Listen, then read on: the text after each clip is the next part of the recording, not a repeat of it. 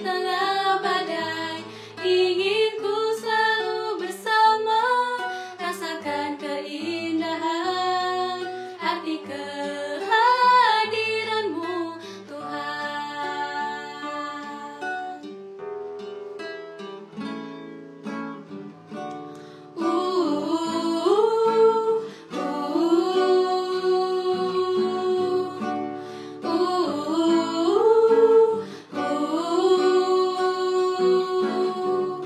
Jalanmu tak terselami, jalanmu tak terselami oleh setiap hati kami.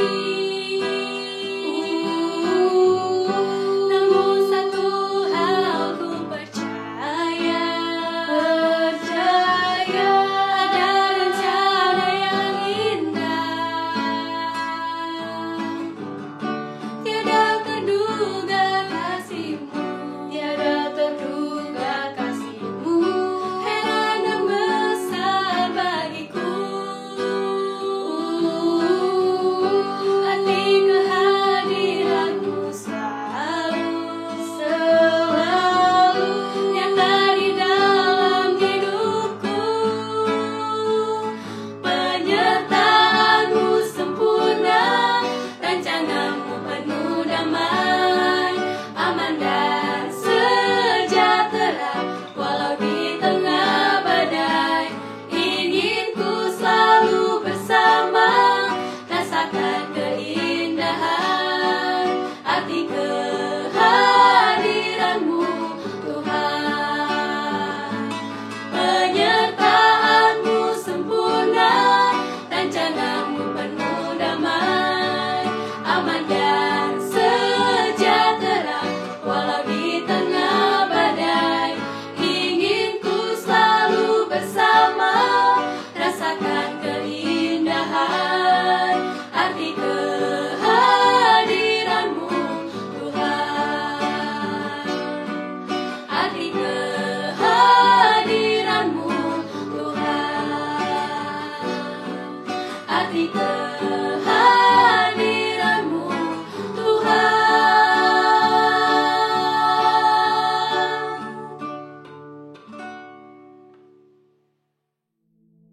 Shalom Bapak Ibu Saudara semua yang terkasih dalam Tuhan Yesus Kristus.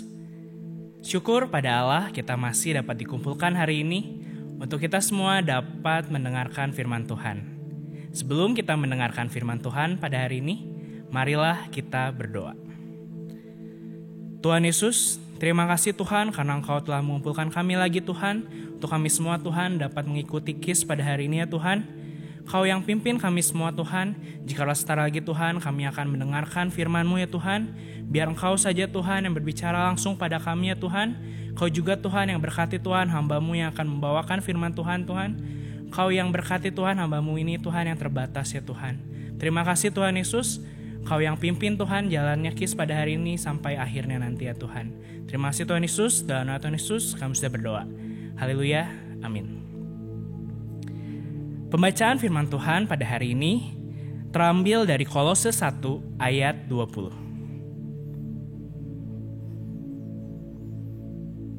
Kolose 1 ayat 20. Dan oleh Dialah Ia memperdamaikan segala sesuatu dengan dirinya, baik yang ada di bumi maupun yang ada di surga. Sesudah Ia mengadakan pendamaian oleh darah salib Kristus. Tanpa terasa, saat ini kita sudah mulai memasuki bulan Desember. Biasanya ketika kita mendengar bulan Desember, kita pasti akan langsung berpikir tentang bulan Natal. Suasana Natal biasanya sudah mulai terasa sejak awal bulan Desember ini. Bahkan di beberapa negara yang mungkin orang Kristennya tidak banyak, Natal ini masih tetap menjadi satu bulan yang ditunggu-tunggu. Kita dapat melihat banyak dekorasi. Ada pohon Natal, ada juga lampu-lampu, dan banyak hal lainnya. Mungkin seringkali kita langsung berpikir bahwa ketika kita bicara tentang Natal, kita langsung berpikir tentang hadiah-hadiah. Atau tadi pohon Natal, atau mungkin lampu-lampu yang indah. Seringkali pemikiran kita berada ke sana. Atau bahkan ketika kita mulai masuk bulan Desember, di situ kita mulai latihan. Latihan untuk persiapan acara Natal. Kita banyak menghabiskan waktu di gereja. Tanpa sadar, terkadang Natal ini hanya menjadi rutinitas biasa. Terkadang kita melupakan apa esensi dan makna dari Natal itu. Kita terlalu asik sendiri, kita terlalu sibuk sendiri, dan akhirnya kita melupakan esensi Natal itu. Namun pada tahun ini semuanya berbeda. Kita masih berada dalam pandemik COVID-19. Tentunya Natal tahun ini pasti akan berbeda. Mungkin kita tidak dapat lagi berkumpul-kumpul di gereja. Besar-besaran, perayaan besar-besaran. Karena semuanya terbatas. Di pandemi ini, kita dipaksa untuk memikirkan ulang tentang Natal. Redefining Christmas. Natal bukanlah hanya sekedar perayaan. Bukan sekedar hadiah. Tapi Natal lebih dari itu. Karena Natal adalah saat kita menghayati kasih Allah yang begitu besar. Lewat Natal ini, kita mau terus diingatkan bahwa Tuhan Yesus Kristus turun ke dunia, merendahkan dirinya, menjadi sama seperti manusia untuk menyelamatkan dan menebus dosa kita semua. Seperti dalam ayat tadi, Kolose 1 ayat 20. Ia memperdamaikan segala sesuatu. Jadi, Tuhan Yesus datang ke dunia ini menjadi sama seperti manusia, berkorban di kayu salib dan menebus dosa manusia. Ia memperdamaikan segala sesuatu. Ia memulihkan semuanya yang rusak karena akibat dari dosa. Nah, salah satunya adalah hubungan manusia. Hubungan manusia ini rusak karena akibat dari dosa. Kita tahu bahwa kekristenan adalah tentang hubungan. Kita bisa melihat hal ini dalam kondisi ideal saat penciptaan tentunya. Kita dapat melihat bagaimana manusia dan Allah dapat berkomunikasi secara langsung. Kita juga dapat melihat hubungan manusia dengan alam ciptaan. Juga hubungan manusia dengan sesama manusia. Kita dapat melihat bahwa segala sesuatunya berlangsung dengan indah, dengan baik. Itulah kehidupan ideal. Namun, semuanya berubah ketika manusia jatuh ke dalam dosa. Saat manusia jatuh ke dalam dosa, semua hubungan yang dimiliki oleh manusia itu rusak. Hubungan dengan Allah, hubungan dengan sesama manusia, hubungan manusia dengan dirinya sendiri, dan juga hubungan manusia dengan alam ciptaannya. Itu semua rusak karena dosa. Maka dari itu, kedatangan Tuhan Yesus ke dunia untuk menebus dosa manusia, itu tuh sekaligus memulihkan hubungan manusia yang rusak karena dosa. Maka dari itu, penting untuk kita saat kita mengingat Natal, maka kita harus dapat kembali menghayati bagaimana Tuhan Yesus merendahkan dirinya untuk datang ke dunia ini, untuk menjadi sama seperti manusia, untuk menebus dan memulihkan hubungan kita yang rusak. Nah, hari ini kita mau sama-sama fokus pada 3 hubungan yang sudah dipulihkan oleh kedatangan Yesus ke dunia ini. 3 hubungan yang dipulihkan saat Tuhan Yesus berkorban di kayu salib, dan kita semua menjadi orang-orang tebusannya. Kita semua mendapatkan keselamatan itu. Yang pertama adalah hubungan manusia dengan Allah. Kita mau sama-sama melihat kisah dari Lukas 15 ayat 11-32. Jadi kisah itu adalah tentang perumpamaan anak bungsu. Mungkin kita sudah sering mendengar perumpamaan ini.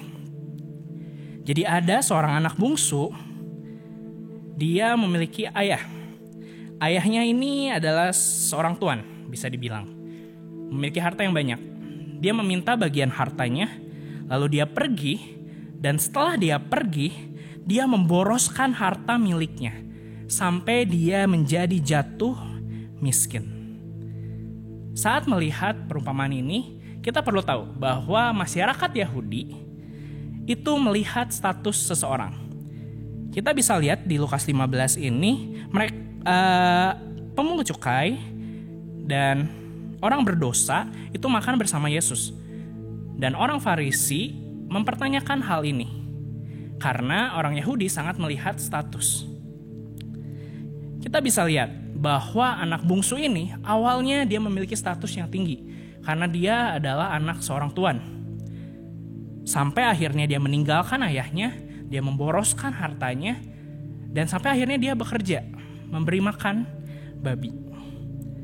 Dan saat dia kelaparan, dia mau makan makanan babi tersebut. Tapi tidak boleh.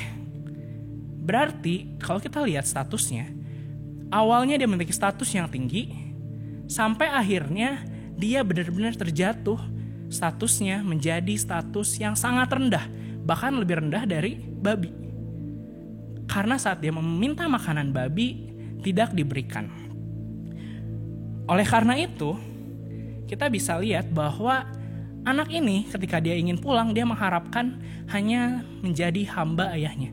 Karena itu tadi status dia sudah benar-benar jatuh. Dari awalnya tinggi, sekarang jadi jatuh. Itulah penggambaran kita sebagai manusia berdosa. Saat Adam dan Hawa berdosa, mereka lari dari Allah. Mereka sembunyi. Bahkan Allah harus mencari mereka. Hubungan manusia dan Allah akhirnya rusak. Manusia tidak dapat lagi berkomunikasi secara langsung dengan Allah. Karena Allah itu kudus. Allah itu statusnya tinggi.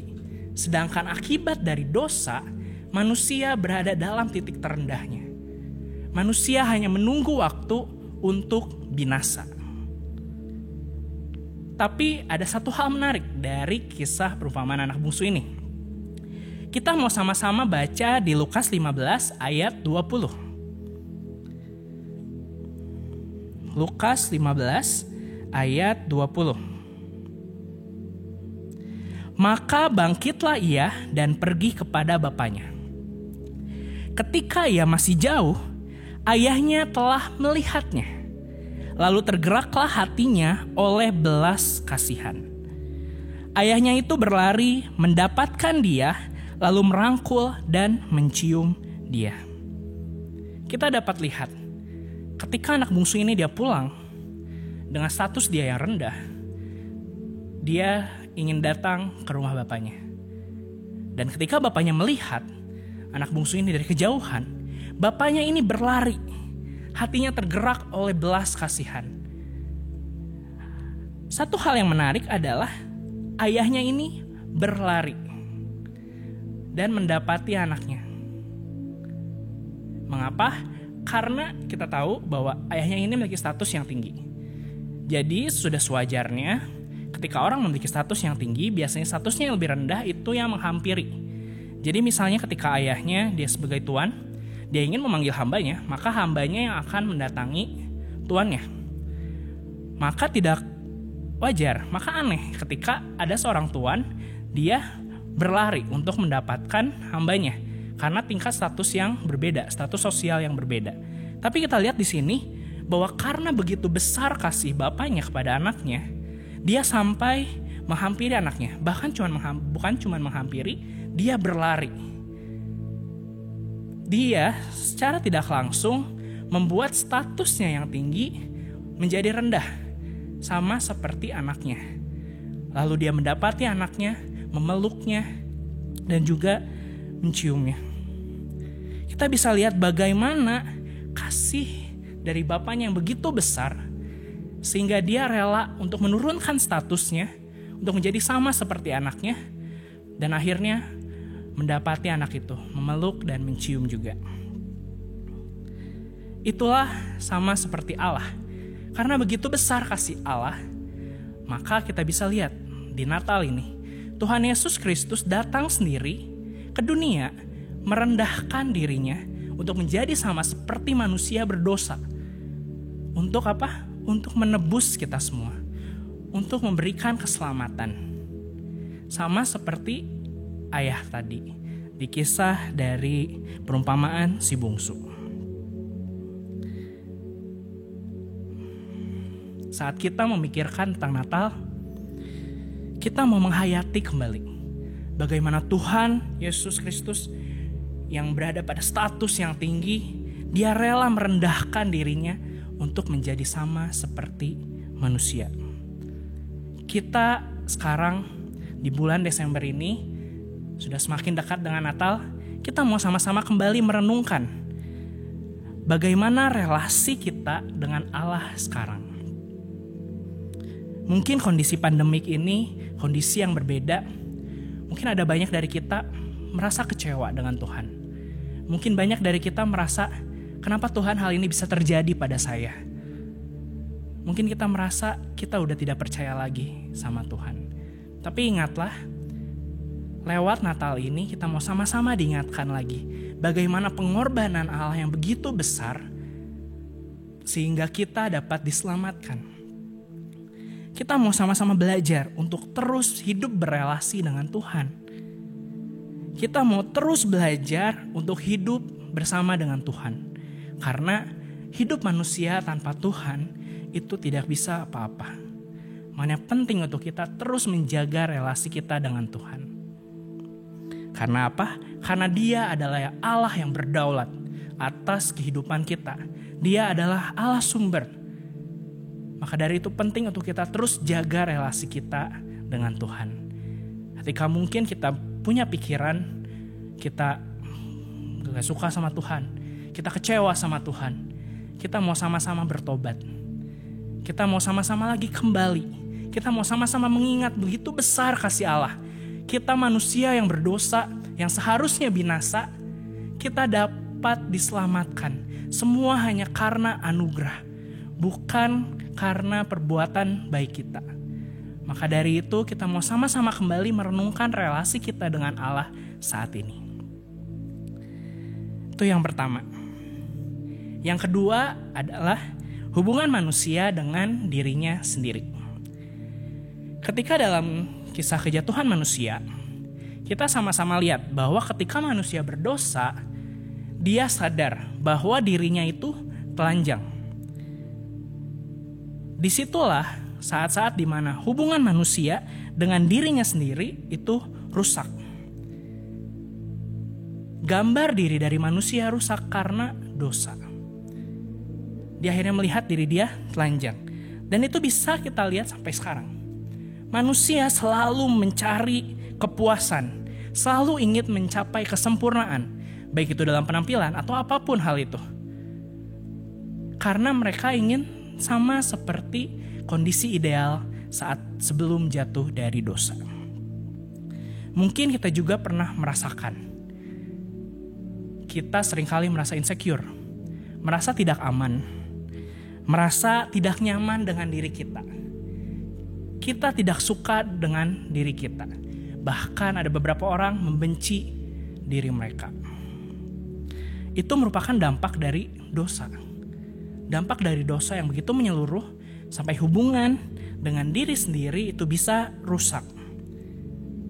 Akibatnya ada kekosongan dalam diri kita. Kita selalu berusaha mencari pengakuan dari orang lain. Keberhargaan kita tidak lagi ditentukan oleh Tuhan, tapi keberhargaan diri kita ditentukan oleh harta kita, oleh pengakuan orang lain, oleh kesuksesan kita, oleh kekayaan kita, oleh status dan pekerjaan kita. Kita semakin stres karena kita berusaha untuk memenuhi kondisi kosong ini. Dan pada akhirnya hal itu tetaplah kosong. Maka dari itu ketika Tuhan Yesus datang ke dunia ini dan memulihkan hubungan, Tuhan Yesus juga memulihkan hubungan kita dengan diri kita sendiri. Disitulah kita mulai belajar untuk bisa mengasihi diri kita sendiri. Kita mulai belajar bahwa keberhargaan kita itu bukan ditentukan oleh hal-hal yang tadi. Keberhargaan diri kita ditentukan oleh apa yang Tuhan katakan tentang kita. Apa yang Tuhan lihat dalam diri kita. Bukan orang lain. Dan hanya Tuhanlah yang bisa mengisi kekosongan itu. Maka dari itu penting untuk kita menghayati kembali bagaimana relasi kita dengan diri kita sendiri. Mungkin dalam kondisi pandemik ini kita semakin merasa bahwa kita tidak mengasihi diri kita lagi. Kita semakin benci dengan kondisi kita sekarang. Apalagi banyak orang stres karena kondisi ini. Kita mungkin merasa malu. Kita merasa gagal. Karena kita melihat diri kita dari standar orang lain. Lewat Natal ini kita kembali diingatkan bahwa Tuhan Yesus Kristus telah datang ke dunia, telah berkorban bagi kita, dan juga telah memulihkan relasi kita dengan diri kita. Makanya penting untuk kita terus menghayati hal ini. Karena penting untuk kita bergantung terus pada Tuhan. Kita harus bisa melihat hidup kita dalam perspektif Tuhan. Kita mau terus melekat pada Tuhan. Mengapa? Karena kita harus melekat pada sumber. Allah kita adalah pokok. Kita ini harus melekat pada sumber supaya kita bisa bertumbuh dewasa dan juga terus berkembang dan akhirnya berbuah. Itu yang kedua, yaitu hubungan manusia dengan dirinya sendiri. Dan yang ketiga, yang terakhir, adalah hubungan manusia dengan sesama manusia.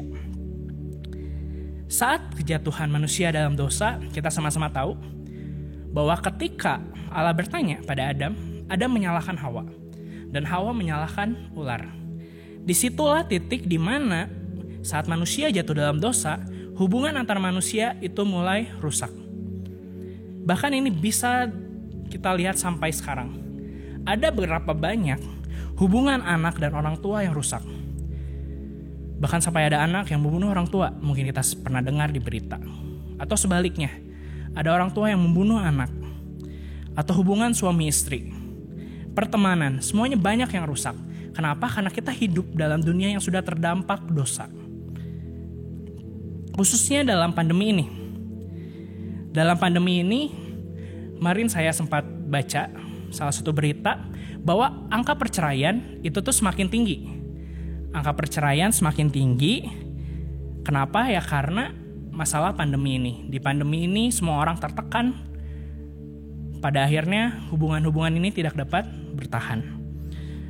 Terus kita dapat lihat juga bagaimana tegangnya hubungan anak dan orang tua saat menghadapi work from home, school from home. Kita bisa melihat banyak ketegangan antar relasi. Dan itulah mengapa penting untuk kita terus menghayati bahwa ketika Tuhan telah datang ke dunia ini untuk menebus dosa kita, hubungan antar sama manusia itu dipulihkan. Jujur ketika pandemi ini, saya merasakan itu ya, ketika saya bertemu dengan teman-teman, mungkin cuma bisa bertemu sedikit, karena nggak boleh berkumpul rame-rame. Setelah itu berkumpul mungkin waktunya hanya singkat, ngobrol-ngobrol singkat dengan teman. Dan juga terus memakai protokol kesehatan, terbatas untuk komunikasi. Tapi di titik inilah, di pandemi ini, saya benar-benar merasa bersyukur. Walaupun pertemuan itu singkat, tapi saya bersyukur punya teman-teman. Seringkali kita tidak bersyukur. Karena kenyamanan yang sudah kita punya, seringkali kita tidak bersyukur atas hubungan-hubungan yang kita punya. Hubungan kita dengan teman kita, hubungan kita dengan orang tua kita, hubungan kita dengan anak kita, atau hubungan suami dengan istrinya, kita seringkali tidak bersyukur atas hubungan-hubungan yang kita punya. Nah, saat pandemi ini, kita diingatkan kembali untuk bisa bersyukur atas relasi dengan sesama kita. Kita mau lihat di 1 Yohanes 3 ayat 16 sampai 18. 1 Yohanes 3 ayat 16 sampai 18. Demikianlah kita ketahui kasih Kristus, yaitu bahwa Ia telah menyerahkan nyawanya untuk kita. Jadi kita pun wajib menyerahkan nyawa kita untuk saudara-saudara kita. Barang siapa mempunyai harta duniawi dan melihat saudaranya menderita kekurangan, tetapi menutup pintu hatinya terhadap saudaranya itu, bagaimanakah kasih Allah dapat tetap di dalam dirinya? Anak-anakku, marilah kita mengasihi bukan dengan perkataan atau dengan lidah, tetapi dengan perbuatan dan dalam kebenaran. Dari ayat ini kita diingatkan kembali untuk kita bisa peduli dengan sesama kita. Untuk kita dapat care dengan saudara-saudara kita. Ya karena kita sudah dikasihi lebih dahulu oleh Allah, maka penting bagi kita untuk bisa mengasihi sesama kita manusia. Kita mau kembali buka Alkitab kita mau baca dari Ibrani 10 ayat 24. Ibrani 10 ayat 24. Dan marilah kita saling memperhatikan, supaya kita saling mendorong dalam kasih dan dalam pekerjaan baik. Kita juga mau buka di Filipi 2 ayat 1 sampai 5. Filipi 2 ayat 1 sampai 5. Jadi karena dalam Kristus ada nasihat, ada penghiburan kasih, ada persekutuan roh, ada kasih mesra dan belas kasihan. Karena itu sempurnakanlah sukacitaku dengan ini. Hendaklah kamu sehati, sepikir, dalam satu kasih, satu jiwa, satu tujuan. Dengan tidak mencari kepentingan sendiri atau puji-pujian yang sia-sia. Sebaliknya, hendaklah dengan rendah hati, yang seorang menganggap yang lain lebih utama daripada dirinya sendiri. Dan janganlah tiap-tiap orang hanya memperhatikan kepentingannya sendiri, tetapi kepentingan orang lain juga. Hendaklah kamu dalam hidupmu bersama menaruh pikiran dan perasaan yang terdapat juga dalam Kristus Yesus. Jadi dari ayat-ayat ini ingin mengingatkan kita bahwa kita sebagai orang-orang yang sudah ditebus, kita harus membangun relasi yang baik dengan sesama kita. Kita buang jauh semua ego kita. Kita mulai memikirkan kepentingan orang lain, bukan kepentingan diri kita sendiri saja. Seperti di dalam hukum kasih juga, kita diminta untuk mengasihi sesama kita, seperti kita mengasihi diri kita sendiri. Makanya ketika kita mengingat Natal, kita mau merenungkan kembali bagaimana Tuhan kasih Allah yang begitu besar kepada manusia, maka kita pun mau mengasihi saudara-saudara kita. Relasi kita dengan sesama kita sudah dipulihkan. Kita mau sama-sama belajar kembali untuk membangun relasi ini. Khususnya dalam pandemi ini. Dalam pandemi ini, kita sama-sama menghadapi pandemi ini. Banyak mungkin tekanan yang kita rasakan, yang teman-teman kita rasakan, maka penting bagi kita untuk saling support.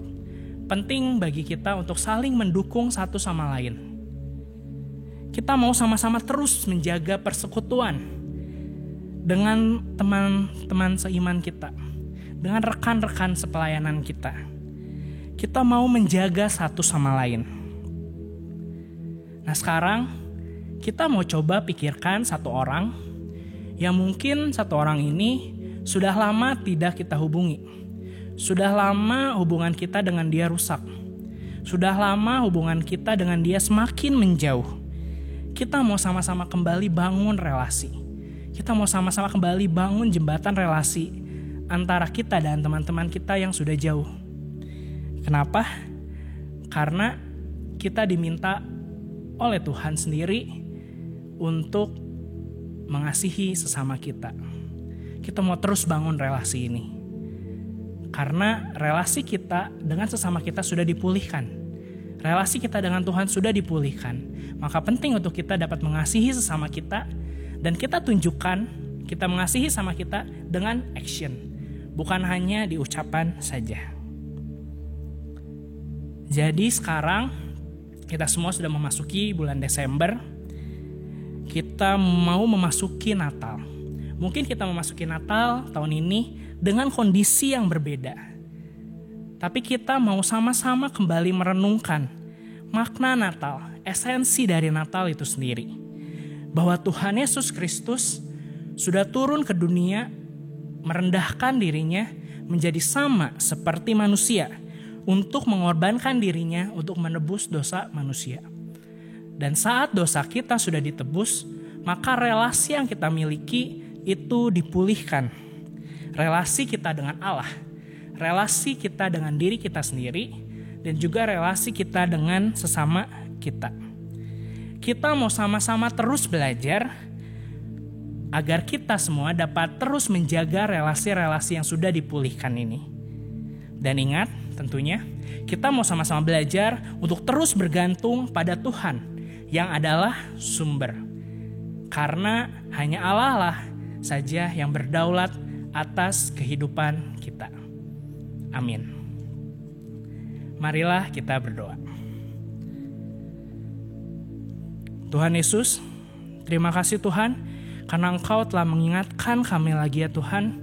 Terima kasih Tuhan, karena dalam Natal Tuhan pada tahun ini Tuhan, Kau mau mengingatkan kami lagi Tuhan, bahwa Engkau adalah Allah yang berdaulat Tuhan. Engkau Tuhan yang memiliki kasih yang begitu besar Tuhan, sehingga Engkau Tuhan turun ke dunia ya Tuhan, dalam rupa sebagai manusia Tuhan, merendahkan diri Tuhan, untuk dapat Tuhan menebus dosa kami semua ya Tuhan, dan juga untuk memulihkan semua hubungan kami yang rusak ya Tuhan. Terima kasih Tuhan karena Engkau telah mengingatkan kami lagi Tuhan, untuk kami semua Tuhan dapat terus menjaga relasi Tuhan, untuk kami semua dapat menjaga relasi dengan Engkau Tuhan. Kami Tuhan ingin berdoa Tuhan juga untuk Tuhan sesama kami Tuhan. Kau yang telah mengingatkan kami semua Tuhan tentang relasi kami dengan sesama kami Tuhan. Kami ingin berdoa Tuhan untuk orang tua kami Tuhan, untuk anak-anak kami, untuk suami kami, untuk istri kami. Kami juga ingin berdoa Tuhan untuk teman-teman kami Tuhan, yang mungkin sekarang kami menjadi sulit Tuhan untuk bertemu ya Tuhan. Kami serahkan Tuhan seluruhnya Tuhan, persekutuan Tuhan yang kami miliki Tuhan, kami serahkan semuanya hanya ke dalam tangan-Mu saja ya Tuhan. Terima kasih Tuhan karena Engkau telah terus mengingatkan kami Tuhan, untuk kami semua Tuhan dapat terus Tuhan berpegang pada Engkau saja ya Tuhan. Karena kami percaya Tuhan bahwa Engkau adalah Allah yang sumber Tuhan, Engkau adalah Allah yang berdaulat atas kehidupan kami ya Tuhan. Terima kasih Tuhan Yesus, kami juga ingin berdoa Tuhan untuk kondisi pandemi Tuhan, khususnya di negara kami ya Tuhan. Kami tahu Tuhan, kondisi pandemi ini Tuhan sangat menakutkan bagi kami Tuhan. Tapi kami percaya Tuhan, bahwa kami Tuhan ada di tangan-Mu ya Tuhan. Kami Tuhan menyerahkan Tuhan hidup kami Tuhan ke dalam tangan-Mu saja ya Tuhan. Kau yang berkati Tuhan, pandemi Tuhan di Indonesia ini ya Tuhan, agar dapat tertangani dengan baik ya Tuhan. Kau berkati juga Tuhan tenaga kesehatan Tuhan di garda terdepan yang terus berjuang Tuhan. Kau yang terus Tuhan sertai Tuhan negara ini ya Tuhan. Kau juga yang berkati Tuhan pemerintah-pemerintahnya Tuhan, pemimpin-pemimpin negara kami Tuhan, agar dapat mengeluarkan kebijakan yang bijaksana juga ya Tuhan. Terima kasih Tuhan Yesus, kami serahkan Tuhan semuanya Tuhan hanya ke dalam tangan-Mu saja Tuhan. Kami juga tak lupa ingin berdoa Tuhan untuk gereja-gereja Engkau Tuhan di Indonesia ini Tuhan. Mungkin kami terbatas Tuhan, tapi kami memiliki Allah yang tidak terbatas ya Tuhan. Kau saja Tuhan yang pimpin gereja-gereja di Indonesia Tuhan, yang mungkin sekarang sedang pusing Tuhan untuk memikirkan Natal Tuhan. Tapi kami percaya Tuhan bahwa Engkau Tuhan ada Allah yang sanggup ya Tuhan. Kau yang berkati Tuhan kami semua Tuhan, anak-anak-Mu ya Tuhan. Kau juga Tuhan yang berikan kebijaksanaan Tuhan bagi para pemimpin gereja ya Tuhan. Terima kasih Tuhan karena Engkau telah terus mengingatkan kami Tuhan, untuk kami semua Tuhan dapat merenungkan kembali Tuhan makna Natal yang sesungguhnya ya Tuhan. Terima kasih Tuhan Yesus, dalam nama Tuhan Yesus kami sudah berdoa. Haleluya, amin.